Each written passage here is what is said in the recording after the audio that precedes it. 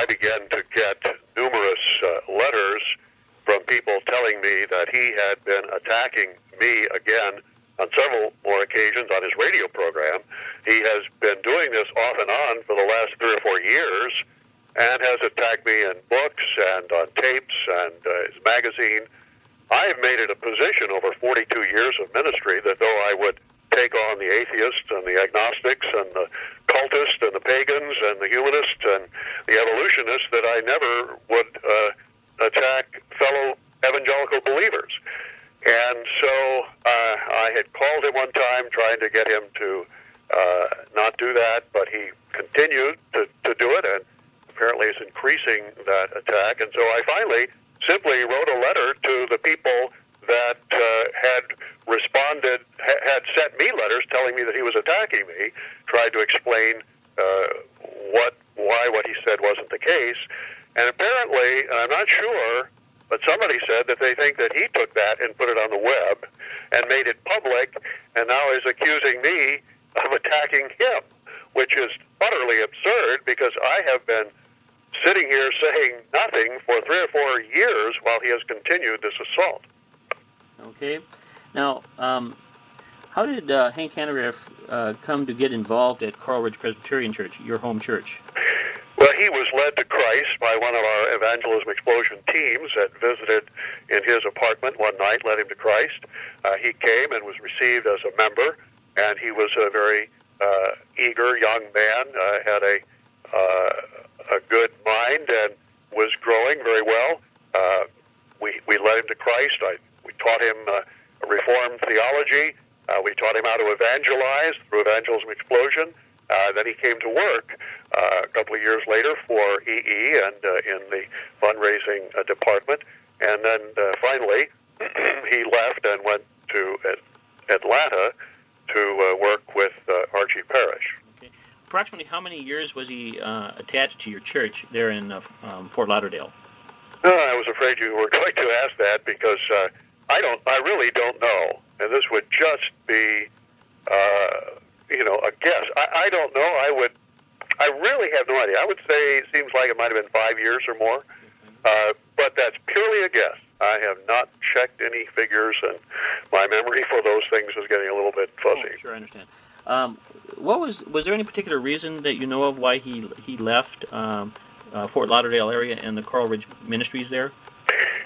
He was working for EE, and when Parrish, who was then our vice president, went to Atlanta to start his own ministry, he went with him to work for him.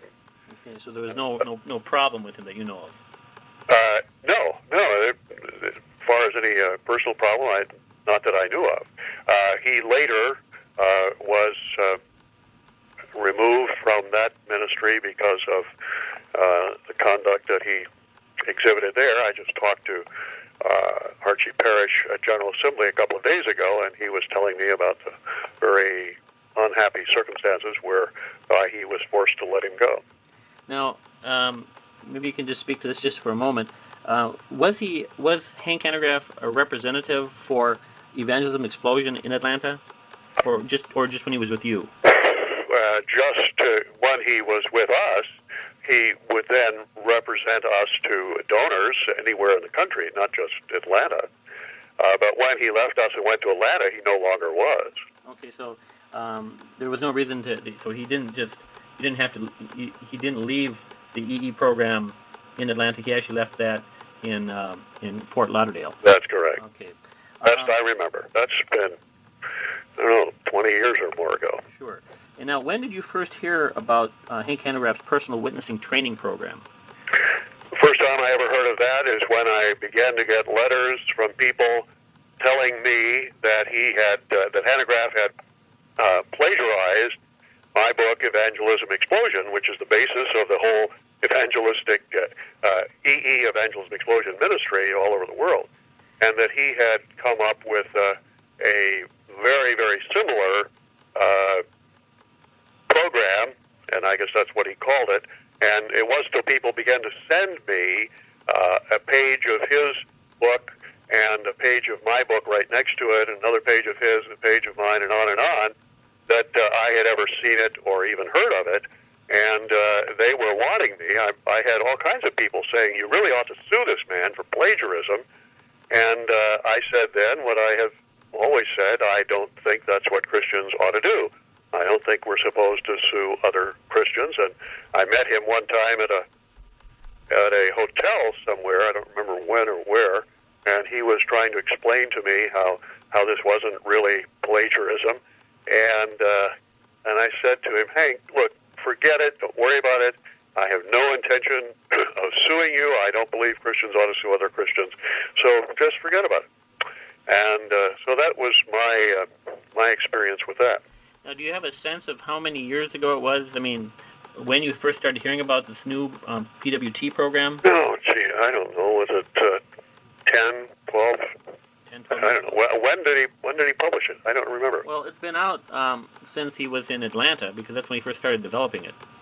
Well, it could have been longer than that. I don't know when I started hearing about it, when people began to write me letters and tell me about it. Other than that, I'd never heard of it. I could go back, have my secretary dig in our files and see if she could find those letters, but I don't know whether it's 10, 15, 20 years ago, something like that. Sure.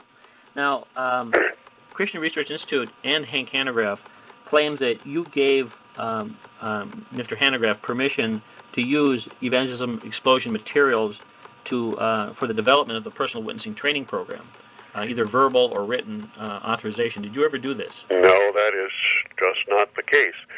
In fact, the matter is, I did, at his request, take it to the board and ask them if they wanted to get involved with doing something like this, and they turned it down. And if I had given him permission, then I would ask at that hotel that time, why would he have so belabored the point that this really wasn't plagiarism? Now,